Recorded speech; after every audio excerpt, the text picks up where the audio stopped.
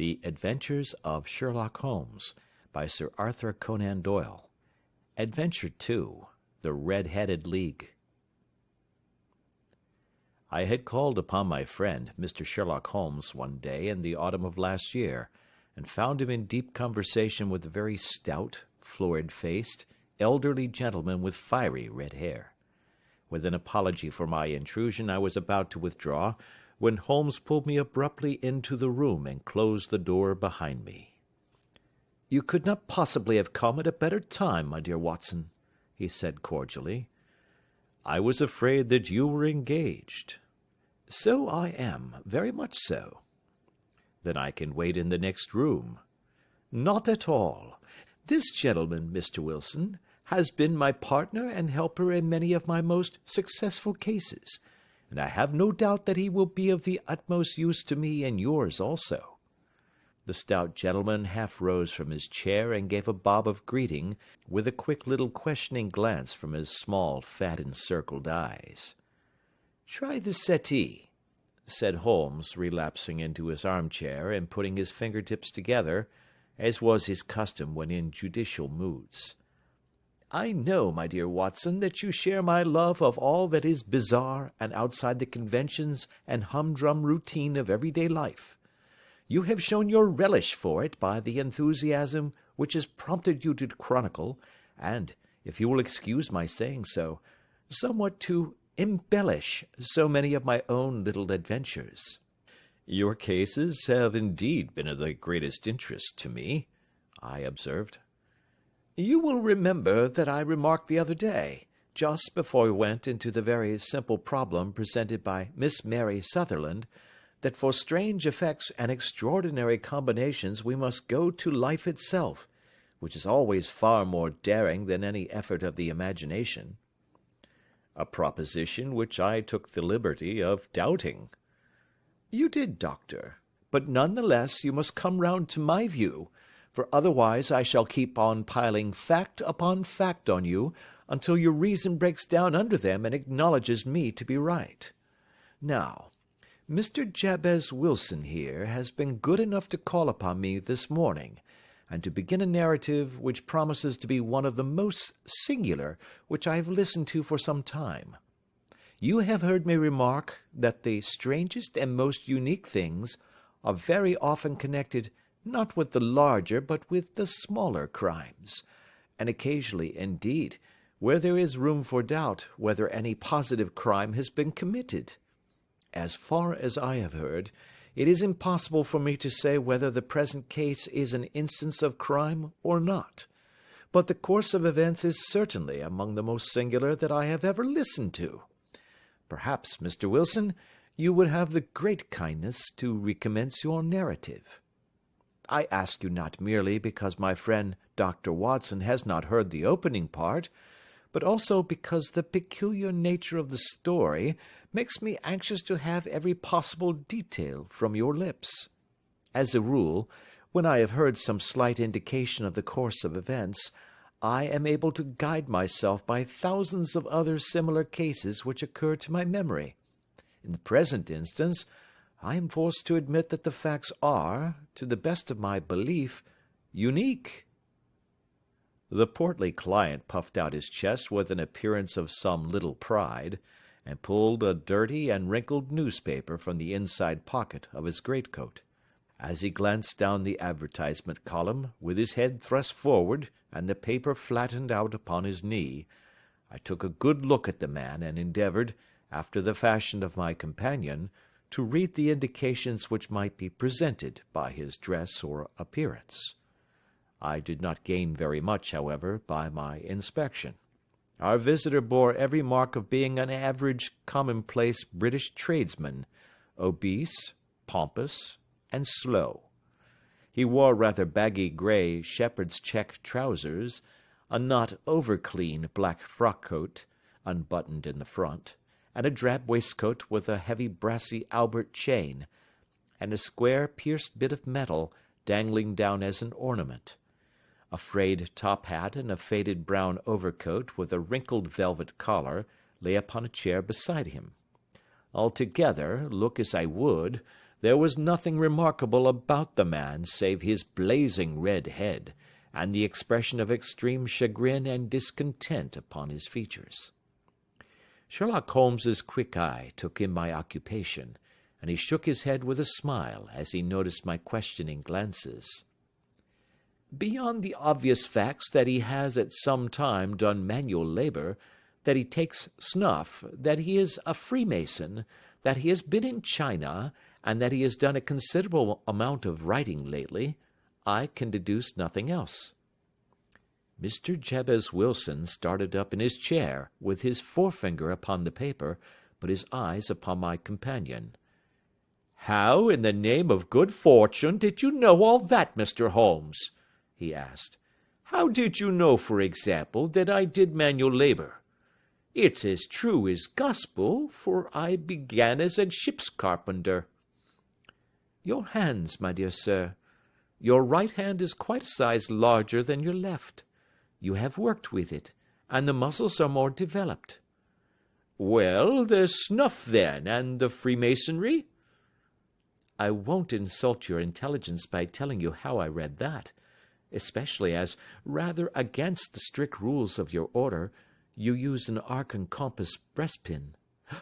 "Ah, of course, I forgot that. But the writing?"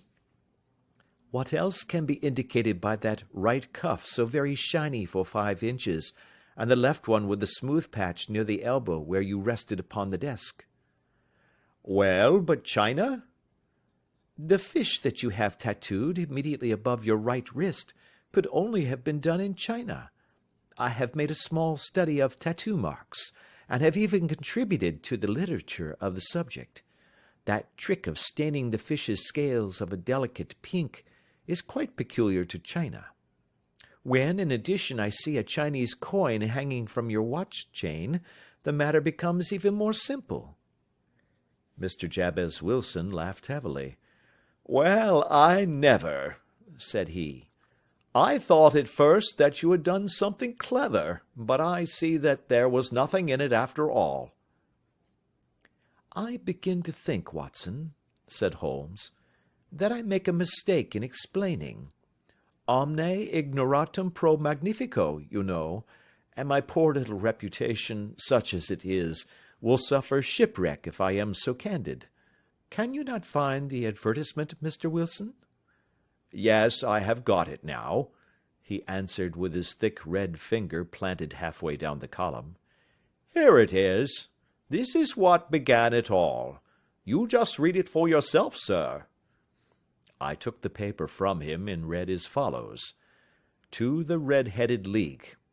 On account of the bequest of the late Ezekiah Hopkins, of Lebanon, Pennsylvania, USA, there is now another vacancy open which entitles a member of the League to a salary of £4 a week for purely nominal services. All red-headed men who are sound in body and mind, and above the age of 21 years, are eligible. Apply in person on Monday at 11 o'clock to Duncan Ross at the offices of the League, 7 Pope's Court, Fleet Street." "What on earth does this mean?" I ejaculated after I had twice read over the extraordinary announcement. Holmes chuckled and wriggled in his chair, as was his habit when in high spirits. "It is a little off the beaten track, isn't it?" said he. "And now, Mr. Wilson, off you go at scratch and tell us all about yourself, your household, and the effect which this advertisement had upon your fortunes. You will first make a note, Doctor, of the paper and the date." "It is the Morning Chronicle of April 27, 1890, just 2 months ago." "Very good. Now, Mr. Wilson?" "Well, it is just as I have been telling you, Mr. Sherlock Holmes," said Jabez Wilson, mopping his forehead.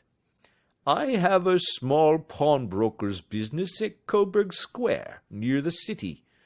It's not a very large affair, and of late years it has not done more than just give me a living. I used to be able to keep 2 assistants, but now I only keep 1, and I would have a job to pay him but that he is willing to come for half wages so as to learn the business." "What is the name of this obliging youth?" asked Sherlock Holmes. "His name is Vincent Spaulding, and he's not such a youth either. It's hard to say his age. I should not wish a smarter assistant, Mr. Holmes, and I know very well that he could better himself and earn twice what I am able to give him. But, after all, if he is satisfied, why should I put ideas in his head?" "Why, indeed? You seem most fortunate in having an employee who comes under the full market price. It is not a common experience among employers in this age. I don't know that your assistant is not as remarkable as your advertisement." "Oh, he has his faults, too," said Mr. Wilson. "Never was such a fellow for photography. Snapping away with a camera when he ought to be improving his mind, and then diving down into the cellar like a rabbit into its hole to develop his pictures. That is his main fault, but on the whole, he's a good worker. There's no vice in him." "He is still with you, I presume?" "Yes, sir. He and a girl of 14, who does a bit of simple cooking and keeps the place clean. That's all I have in the house, for I am a widower and never had any family. We live very quietly, sir, the three of us, and we keep a roof over our heads and pay our debts, if we do nothing more. The first thing that put us out was that advertisement. Spaulding, he came down into the office just this day 8 weeks, with this very paper in his hand, and he says, 'I wish to the Lord, Mr. Wilson, that I was a red-headed man.' 'Why that?' I asks. 'Why,' says he, 'here's another vacancy on the League of the Red-Headed Men. It's worth quite a little fortune to any man that gets it, and I understand that there are more vacancies than there are men, so that the trustees are at their wits' end what to do with the money. If my hair would only change color, here's a nice little crib all ready for me to step into.' 'Why, what is it, then?' I asked.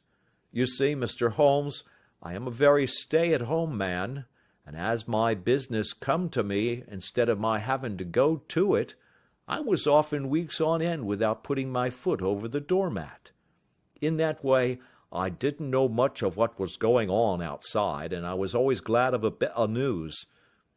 'Have you never heard of the League of the Red-Headed Men?' he asked with his eyes open. 'Never.' 'Why, I wonder at that, for you are eligible yourself for one of the vacancies.'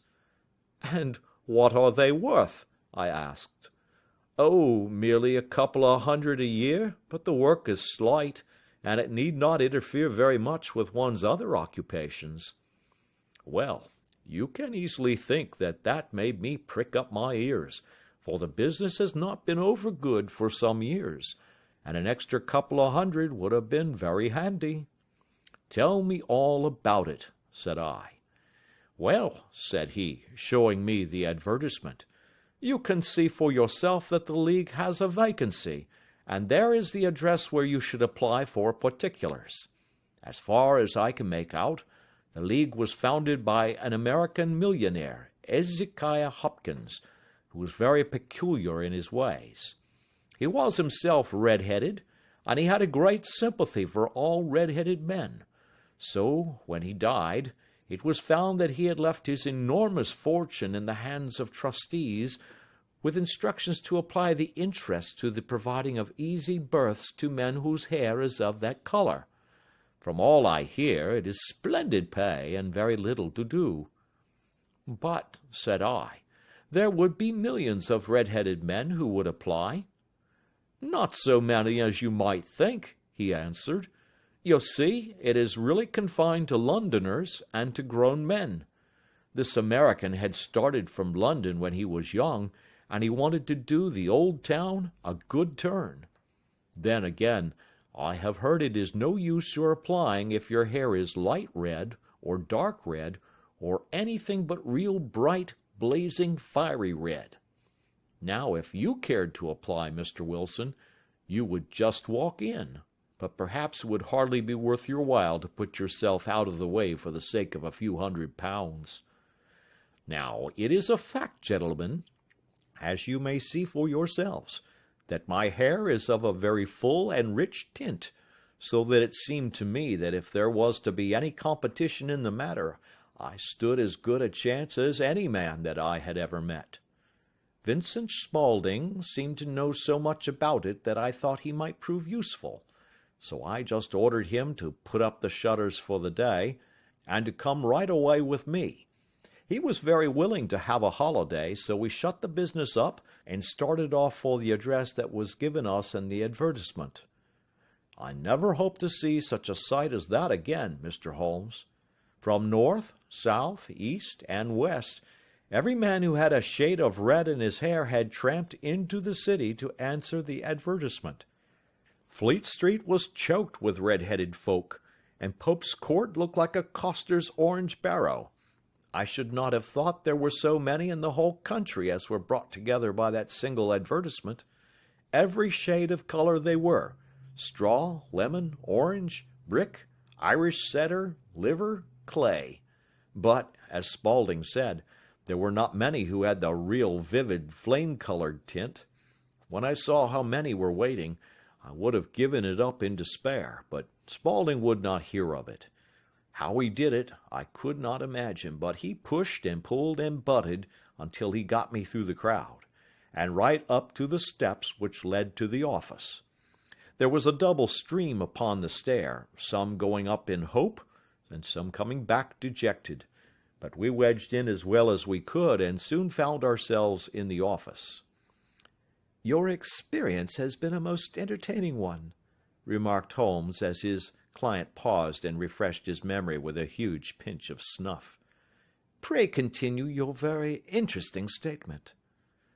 There was nothing in the office but a couple of wooden chairs and a deal table, behind which sat a small man with a head that was even redder than mine.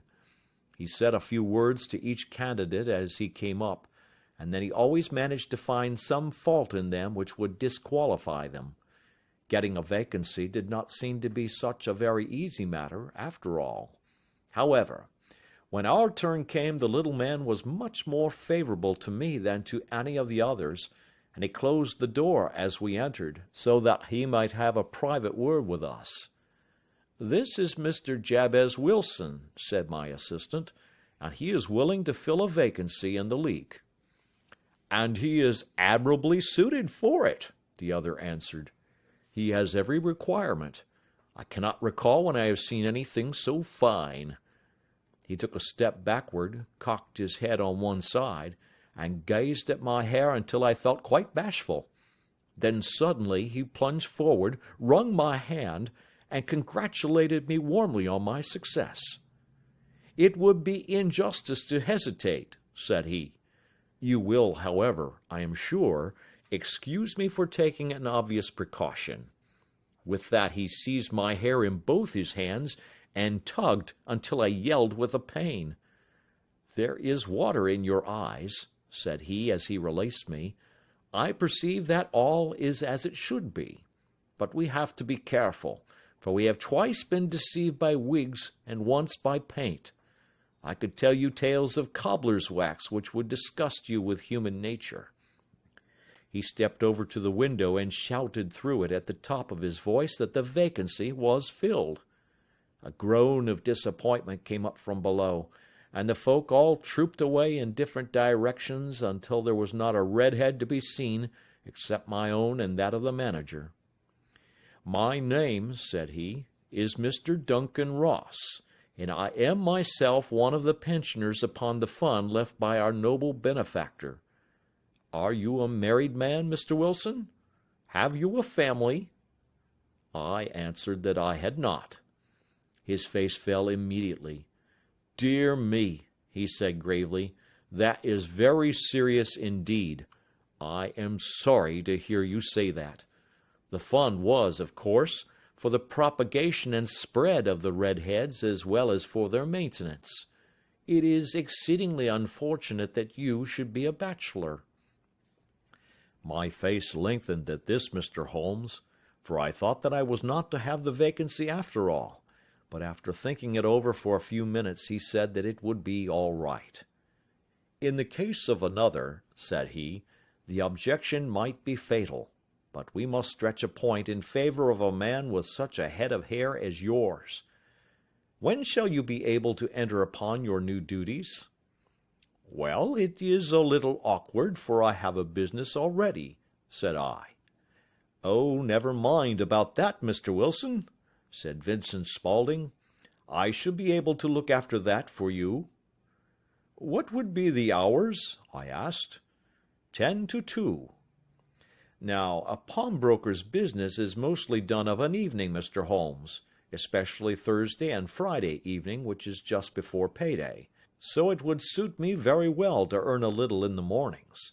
Besides, I knew that my assistant was a good man, and that he would see to anything that turned up. That would suit me very well, said I. And the pay? Is £4 a week. And the work? Is purely nominal. What do you call purely nominal? Well, you have to be in the office, or at least in the building, the whole time. If you leave, you forfeit your whole position forever. The will is very clear upon that point. You don't comply with the conditions if you budge from the office during that time. It's only 4 hours a day, and I should not think of leaving, said I. No excuse will avail, said Mr. Duncan Ross. Neither sickness, nor business, nor anything else. There you must stay, or you lose your billet. And the work? Is to copy out the Encyclopaedia Britannica. There is the first volume of it in that press. You must find your own ink, pens, and blotting paper, but we provide this table and chair. Will you be ready tomorrow? Certainly, I answered. Then good-bye, Mr. Jabez Wilson, and let me congratulate you once more on the important position which you have been fortunate enough to gain. He bowed me out of the room, and I went home with my assistant, hardly knowing what to say or do. I was so pleased at my own good fortune. Well, I thought over the matter all day, and by evening I was in low spirits again, for I had quite persuaded myself that the whole affair must be some great hoax or fraud, though what its object might be I could not imagine. It seemed altogether past belief that anyone could make such a will, or that they would pay such a sum for doing anything so simple as copying out the Encyclopaedia Britannica. Vincent Spaulding did what he could to cheer me up, but by bedtime I had reasoned myself out of the whole thing. However, in the morning I determined to have a look at it anyhow, so I bought a penny bottle of ink, and with a quill pen and 7 sheets of foolscap paper, I started off for Pope's Court. Well, to my surprise and delight, everything was as right as possible. The table was set out ready for me, and Mr. Duncan Ross was there to see that I got fairly to work. He started me off upon the letter A, and then he left me, but would drop in from time to see that all was right with me. At 2 o'clock he bade me good day, complimented me upon the amount that I had written, and locked the door of the office after me. This went on for day after day, Mr. Holmes, and on Saturday the manager came in and planked down 4 golden sovereigns for my week's work. It was the same next week, and the same the week after. Every morning I was there at 10, and every afternoon I left at 2. By degrees Mr. Duncan Ross took to coming in only once of a morning, and then, after a time, he did not come in at all. Still, of course, I never dared to leave the room for an instant, for I was not sure when he might come, and the billet was such a good one, and suited me so well, that I would not risk the loss of it. 8 weeks passed away like this, and I had written about abbots, and archery, and armor, and architecture in Attica, and hoped with diligence that I might get on to the bees before very long. It cost me something in foolscap, and I had pretty nearly filled a shelf with my writings, and then suddenly the whole business came to an end. To an end? Yes, sir, and no later than this morning. I went to my work as usual at 10 o'clock, but the door was shut and locked, with a little square of cardboard hammered on to the middle of the panel with a tack. Here it is, and you can read for yourself." He held up a piece of white cardboard about the size of a sheet of note paper. It read in this fashion: "The Red-Headed League is dissolved. October 9, 1890. Sherlock Holmes and I surveyed this curt announcement and the rueful face behind it, until the comical side of the affair so completely overtopped every other consideration that we both burst out into a roar of laughter. "I cannot see that there is anything very funny," cried our client, flushing up to the roots of his flaming head. "If you can do nothing better than laugh at me, I can go elsewhere." "No, no," cried Holmes, shoving him back into the chair from which he had half risen. "I really wouldn't miss your case for the world. It is most refreshingly unusual. But there is, if you will excuse my saying so, something just a little funny about it. Pray, what steps did you take when you found the card upon the door?" "I was staggered, sir. I did not know what to do. Then I called at the offices round, but none of them seemed to know anything about it. Finally, I went to the landlord, who is an accountant living on the ground floor, and I asked him if he could tell me what had become of the Red-Headed League. He said that he had never heard of any such body. Then I asked him who Mr. Duncan Ross was. He answered that the name was new to him. "Well," said I, "the gentleman at number 4. "What, the red-headed man?" "Yes." "Oh," said he, "his name was William Morris.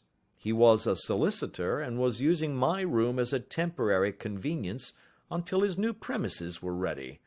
He moved out yesterday." "Where could I find him?" "Oh, at his new offices? He did tell me the address. Yes, 17 King Edward Street, near St. Paul's." "I started off, Mr. Holmes, but when I got to that address it was a manufactory of artificial knee-caps, and no one in it had ever heard of either Mr. William Morris or Mr. Duncan Ross." "And what did you do then?" asked Holmes. "I went home to Saxe Coburg Square, and I took the advice of my assistant, but he could not help me in any way. He could only say that if I waited I should hear by post. But that was not quite good enough, Mr. Holmes. I did not wish to lose such a place without a struggle. So, as I have heard that you were good enough to give advice to poor folk who were in need of it, I came right away to you." "And you did very wisely," said Holmes. "Your case is an exceedingly remarkable one, and I shall be happy to look into it.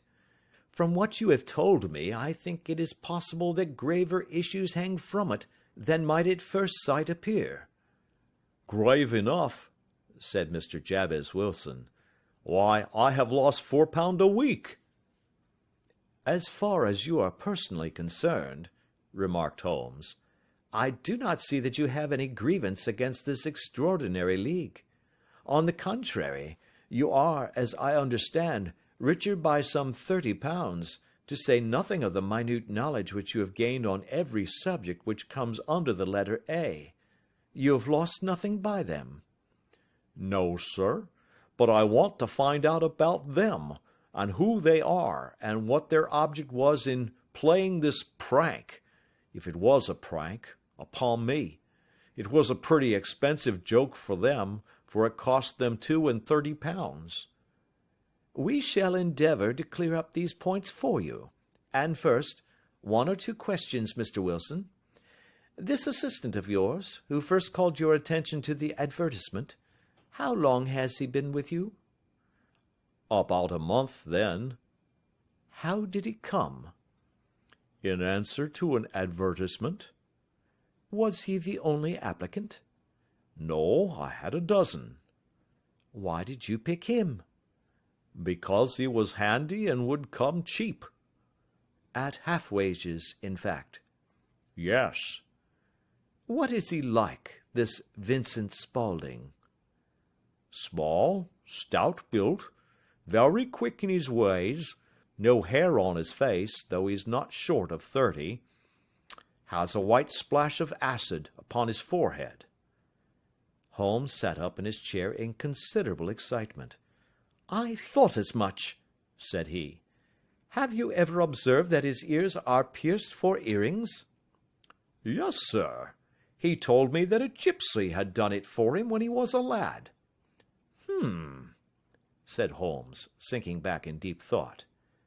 "He is still with you?" "Oh, yes, sir. I have only just left him." "And has your business been attended to in your absence?" "Nothing to complain of, sir. There's never very much to do of a morning." "That will do, Mr. Wilson. I shall be happy to give you an opinion upon the subject in the course of a day or two. Today is Saturday, and I hope that by Monday we may come to a conclusion." "Well, Watson," said Holmes, when our visitor had left us, "what do you make of it all?" "I make nothing of it," I answered frankly. "It is a most mysterious business." "As a rule," said Holmes, "the more bizarre a thing is, the less mysterious it proves to be. It is your commonplace, featureless crimes which are really puzzling, just as a commonplace face is the most difficult to identify. But I must be prompt over this matter." "What are you going to do, then?" I asked. "To smoke," he answered. "It is quite a three-pipe problem, and I beg that you won't speak to me for 50 minutes. He curled himself up in his chair, with his thin knees drawn up to his hawk-like nose, and there he sat with his eyes closed and his black clay pipe thrusting out like the bill of some strange bird. I had come to the conclusion that he had dropped asleep, and indeed was nodding myself, when he suddenly sprang out of his chair with the gesture of a man who has made up his mind, and put his pipe down upon the mantelpiece. "Sarasate plays at St. James's Hall this afternoon," he remarked. "What do you think, Watson? Could your patient spare you for a few hours?" "I have nothing to do today. My practice is never very absorbing." "Then put on your hat and come. I am going through the city first, and we can have some lunch on the way. I observe that there is a good deal of German music on the programme, which is rather more to my taste than Italian or French. It is introspective, and I want to introspect. Come along." We travelled by the Underground as far as Aldersgate, and a short walk took us to Saxe Coburg Square, the scene of the singular story which we had listened to in the morning. It was a poky, little, shabby, genteel place, where 4 lines of dingy, 2-storied brick houses looked out into a small railed-in enclosure, where a lawn of weedy grass and a few clumps of faded laurel bushes made a hard fight against a smoke-laden and uncongenial atmosphere. 3 gilt balls and a brown board with Jabez Wilson in white letters upon a corner house announced the place where our red-headed client carried on his business. Sherlock Holmes stopped in front of it with his head on one side and looked it all over, with his eyes shining brightly between puckered lids. Then he walked slowly up the street, and then down again to the corner, still looking keenly at the houses. Finally he returned to the pawnbroker's, and, having thumped vigorously upon the pavement with his stick 2 or 3 times, he went up to the door and knocked. It was instantly opened by a bright-looking, clean-shaven young fellow, who asked him to step in. "Thank you," said Holmes. "I only wish to ask you how you would go from here to the Strand." "3rd right, 4th left," answered the assistant promptly, closing the door. "Smart fellow, that," observed Holmes as we walked away. "He is, in my judgment, the 4th smartest man in London, and for daring I am not sure that he has not a claim to be 3rd. I have known something of him before." "Evidently," said I, "Mr. Wilson's assistant counts for a good deal in this mystery of the Red-Headed League. I am sure that you inquired your way merely in order that you might see him." "Not him." "What then?" "The knees of his trousers." And what did you see? What I expected to see. Why did you beat the pavement? My dear doctor, this is a time for observation, not for talk. We are spies in an enemy's country. We know something of Saxe-Coburg Square. Let us now explore the parts which lie behind it. The road in which we found ourselves as we turned round the corner from the retired Saxe-Coburg Square presented as great a contrast to it as the front of a picture does to the back. It was one of the main arteries which conveyed the traffic of the city to the north and west. The roadway was blocked with the immense stream of commerce flowing in a double tide inward and outward, while the footpaths were black with the hurrying swarm of pedestrians. It was difficult to realize, as we looked at the line of fine shops and stately business premises, that they really abutted on the other side upon the faded and stagnant square which we had just quitted. "Let me see," said Holmes, standing at the corner and glancing along the line. "I should like just to remember the order of the houses here. It is a hobby of mine to have an exact knowledge of London. There is Mortimer's, the tobacconist, the Coburg branch of the City and Suburban Bank, the Vegetarian Restaurant, and McFarlane's carriage-building depot. That carries us right on to the other block. And now, doctor, we've done our work, so it's time we had some play. A sandwich and a cup of coffee, and then off to Violin Land, where all is sweetness and delicacy and harmony, and there are no red-headed clients to vex us with their conundrums."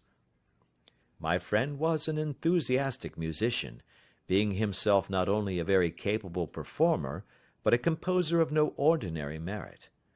All the afternoon he sat in the stalls, wrapped in the most perfect happiness, gently waving his long, thin fingers in time to the music, while his gently smiling face and his languid, dreamy eyes were as unlike those of Holmes the sleuth-hound, Holmes the relentless, keen-witted, ready-handed criminal agent, as it was possible to conceive. In his singular character, the dual nature alternately asserted itself, and his extreme exactness and astuteness represented, as I have often thought, the reaction against the poetic and contemplative mood which occasionally predominated in him. The swing of his nature took him from extreme languor to devouring energy, and as I knew well, he was never so truly formidable as when, for days on end, he had been lounging in his armchair amid his improvisations and his black-letter editions. Then it was that the lust of the chase would suddenly come upon him, and that his brilliant reasoning power would rise to the level of intuition, until those who were unacquainted with his methods would look askance at him as on a man whose knowledge was not that of other mortals. When I saw him that afternoon so enwrapped in the music at St. James's Hall, I felt that an evil time might be coming upon those whom he had set himself to hunt down. "You want to go home, no doubt, doctor?" he remarked as we emerged. "Yes, it could be as well." "And I have some business to do which will take some hours. This business at Coburg Square is serious." "Why serious?" "A considerable crime is in contemplation. I have every reason to believe that we shall be in time to stop it. But today being Saturday rather complicates matters. I shall want your help tonight." "At what time?" 10 will be early enough." "I shall be at Baker Street at 10. "Very well. And, I say, doctor, there may be some little danger, so kindly put your army revolver in your pocket." He waved his hand, turned on his heel, and disappeared in an instant among the crowd.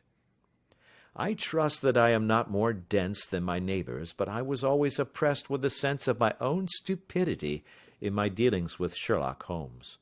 Here I had heard what he had heard, I had seen what he had seen, and yet from his words it was evident that he saw clearly not only what had happened, but what was about to happen, while to me the whole business was still confused and grotesque. As I drove home to my house in Kensington, I thought over it all, with the extraordinary story of the red-headed copier of the encyclopedia, down to the visit to Saxe Coburg Square, and the ominous words with which he had parted from me. What was this nocturnal expedition, and why should I go armed? Where were we going, and what were we to do? I had the hint from Holmes that this smooth-faced pawnbroker's assistant was a formidable man, a man who might play a deep game. I tried to puzzle it out, but only gave it up in despair and set the matter aside until night should bring an explanation. It was 9:15 when I started from home and made my way across the park, and so through Oxford Street to Baker Street. 2 hansoms were standing at the door, and as I entered the passage I heard the sound of voices from above. On entering his room, I found Holmes in animated conversation with 2 men, one of whom I recognized as Peter Jones, the official police agent, while the other was a long, thin, sad-faced man with a very shiny hat and oppressively respectable frock coat. "Ha! Our party is complete," said Holmes, buttoning up his pea-jacket and taking his heavy hunting crop from the rack. "Watson, I think you know Mr. Jones of Scotland Yard? Let me introduce you to Mr. Merryweather, who is to be our companion in tonight's adventure." "We're hunting in couples again, Doctor, you see," said Jones in his consequential way. "Our friend here is a wonderful man for starting a chase. All he wants is an old dog to help him do the running down." "I hope a wild goose may not prove to be the end of our chase," observed Mr. Merryweather gloomily. "You may place considerable confidence in Mr. Holmes, sir," said the police agent loftily. "He has his own little methods, which are, if you won't mind my saying so, just a little too theoretical and fantastic, but he has the makings of a detective in him. It is not too much to say that once or twice, as in that business of the Sholto murder and the Agra treasure, he has been more nearly correct than the official force." "Oh, if you say so, Mr. Jones, it is all right," said the stranger with deference. "Still, I confess that I miss my rubber. It is the first Saturday night for 27 years that I have not had my rubber." "I think you will find," said Sherlock Holmes, "that you will play for a higher stake tonight than you have ever done yet, and that the play will be more exciting. For you, Mr. Merryweather, the stake will be some £30,000, and for you, Jones, it will be the man upon whom you wish to lay your hands." "John Clay, the murderer, thief, smasher, and forger. He's a young man, Mr. Merryweather, but he is at the head of his profession, and I would rather have my bracelets on him than on any criminal in London. He's a remarkable man, is young John Clay.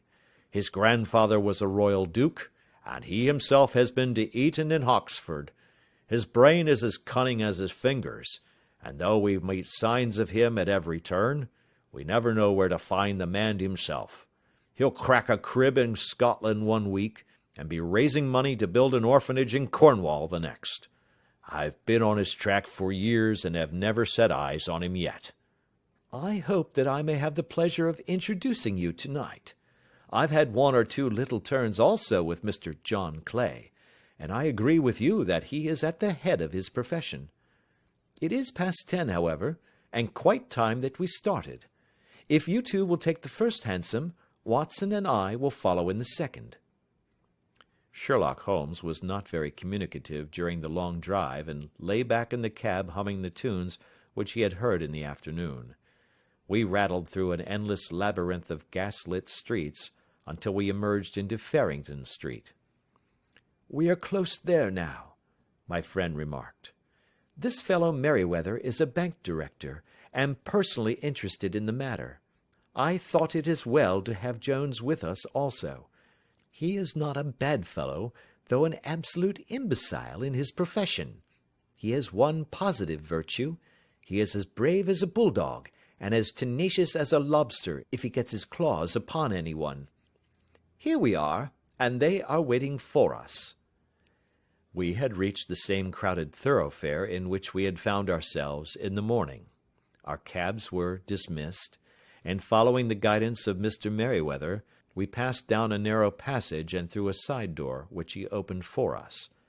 Within there was a small corridor, which ended in a very massive iron gate. This also was opened, and led down a flight of winding stone steps, which terminated at another formidable gate.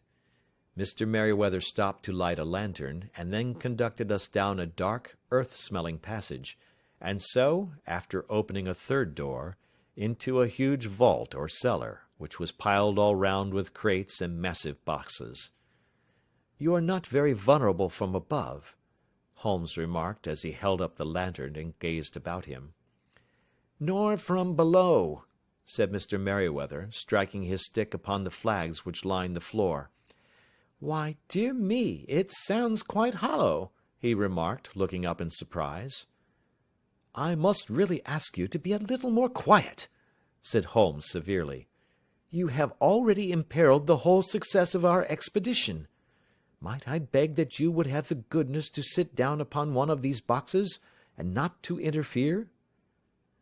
The solemn Mr. Merryweather perched himself upon a crate, with a very injured expression upon his face, while Holmes fell upon his knees upon the floor, and, with the lantern and a magnifying lens, began to examine minutely the cracks between the stones. A few seconds sufficed to satisfy him, for he sprang to his feet again, and put his glass in his pocket. "We have at least an hour before us," he remarked, "for they can hardly take any steps until the good pawnbroker is safely in bed. Then they will not lose a minute, for the sooner they do their work, the longer time they will have for their escape. We are at present, Doctor, as no doubt you have divined, in the cellar of the City branch of one of the principal London banks. Mr. Merryweather is the chairman of directors, and he will explain to you that there are reasons why the more daring criminals of London should take a considerable interest in this cellar at present." "It is our French gold," whispered the director. "We have had several warnings that an attempt might be made upon it." "Your French gold?" "Yes. We had occasion some months ago to strengthen our resources, and borrowed for that purpose 30,000 Napoleons from the Bank of France. It has become known that we have never had occasion to unpack the money, and that it is still lying in our cellar. The crate upon which I sit contains 2,000 Napoleons packed between layers of lead foil.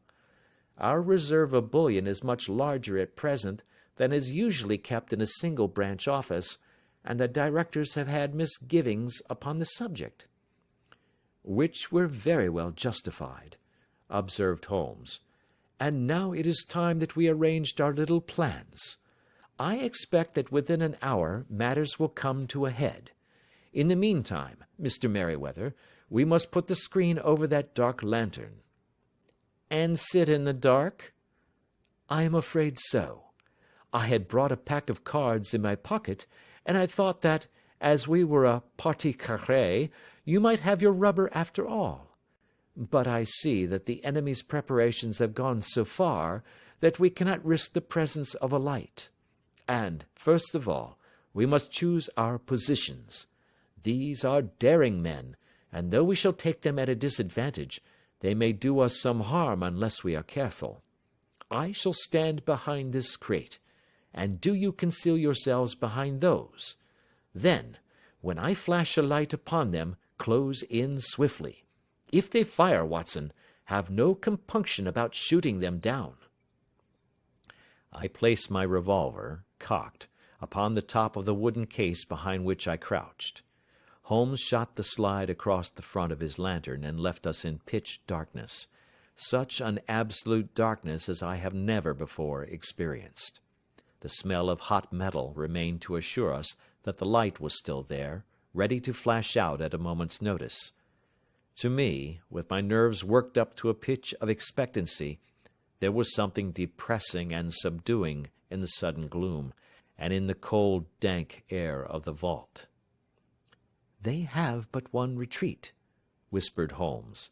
"That is back through the house into Saxe-Coburg Square. I hope that you have done what I asked you, Jones." "I have an inspector and 2 officers waiting at the front door." "Then we have stopped all the holes, and now we must be silent and wait." What a time it seemed! From comparing notes afterwards, it was but an hour and a quarter. Yet it appeared to me that the night must have almost gone, and the dawn be breaking above us.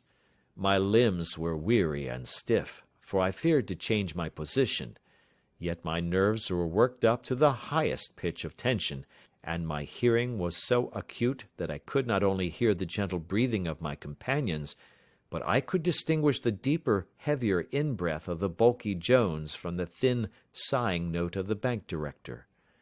From my position I could look over the case in the direction of the floor. Suddenly, my eyes caught the glint of a light. At first it was but a lurid spark upon the stone pavement.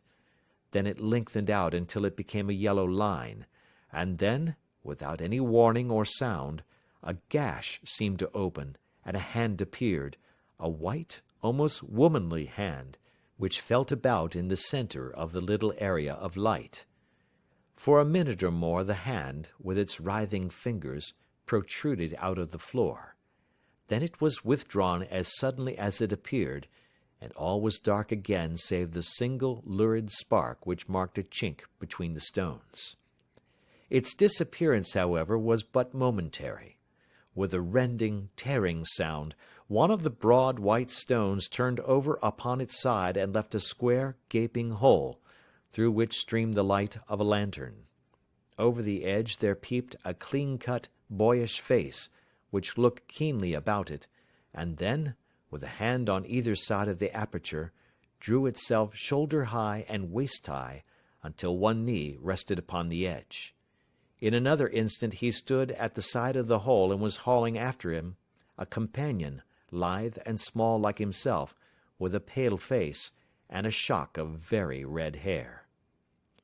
"It's all clear," he whispered.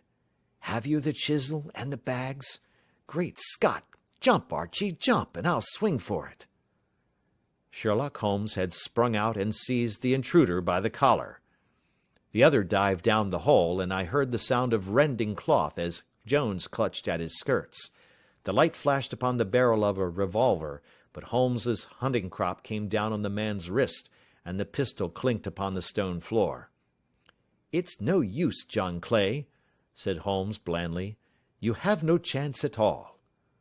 "So I see," the other answered with the utmost coolness. "I fancy that my pal is all right, though I see you have got his coat-tails." "There are 3 men waiting for him at the door," said Holmes. "Oh, indeed. You seem to have done the thing very completely. I must compliment you." "And I you," Holmes answered. "Your red-headed idea was very new and effective." "You'll see your pal again presently," said Jones. "He's quicker at climbing down holes than I am. Just hold out while I fix the derbies." "I beg that you will not touch me with your filthy hands," remarked our prisoner as the handcuffs clattered upon his wrist. "You may not be aware that I have royal blood in my veins. Have the goodness also, when you address me, always to say sir and please." "All right," said Jones with a stare and a snigger. "Well, would you please, sir, march upstairs where we can get a cab to carry your highness to the police station?" "That is better," said John Clay serenely.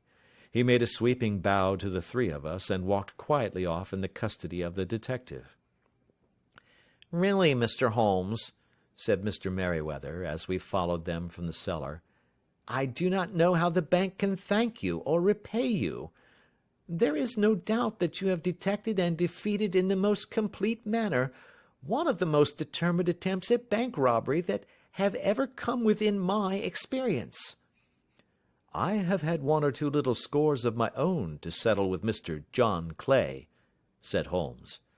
"I have been at some small expense over this matter, which I shall expect the bank to refund, but beyond that I am amply repaid by having had an experience which is in many ways unique, and by hearing the very remarkable narrative of the Red-Headed League.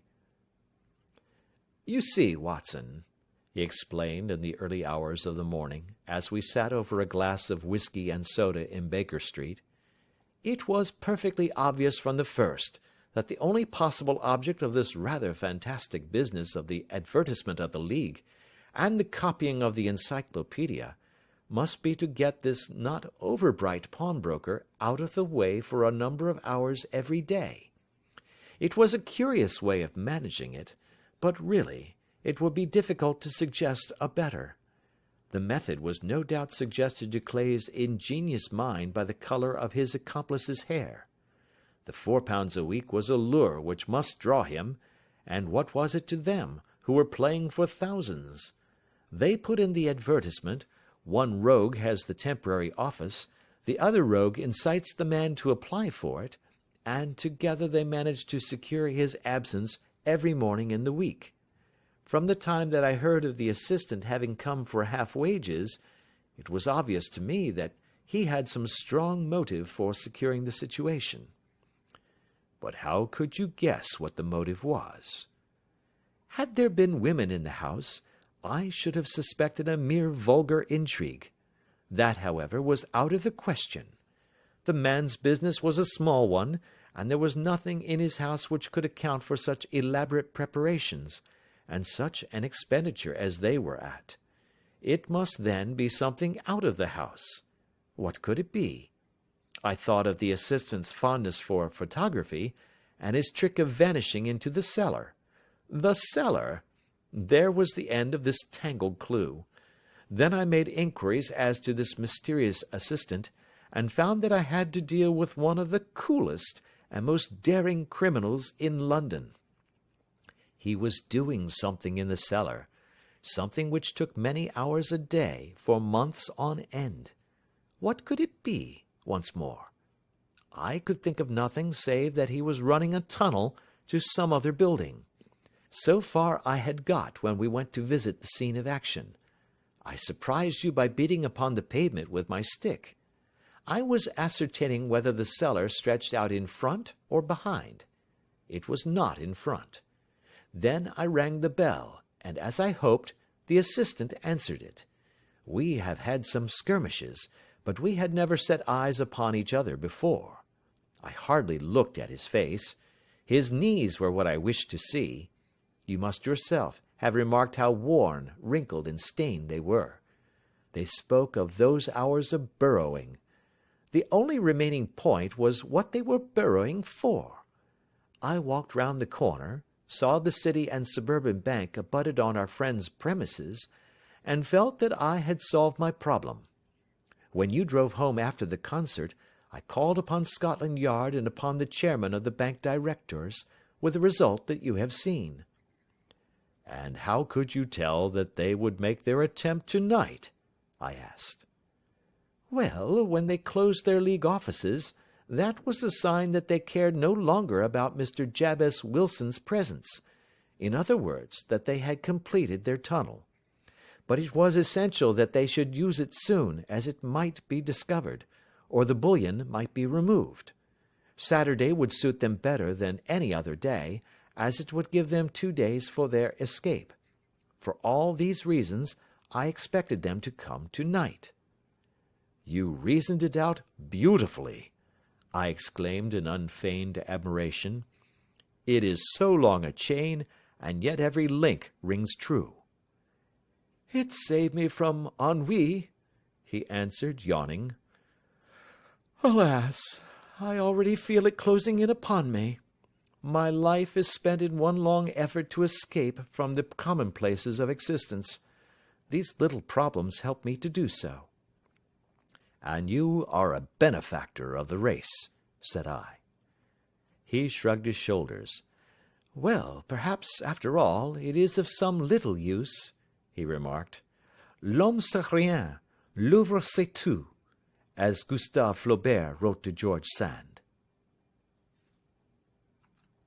End of Adventure 2.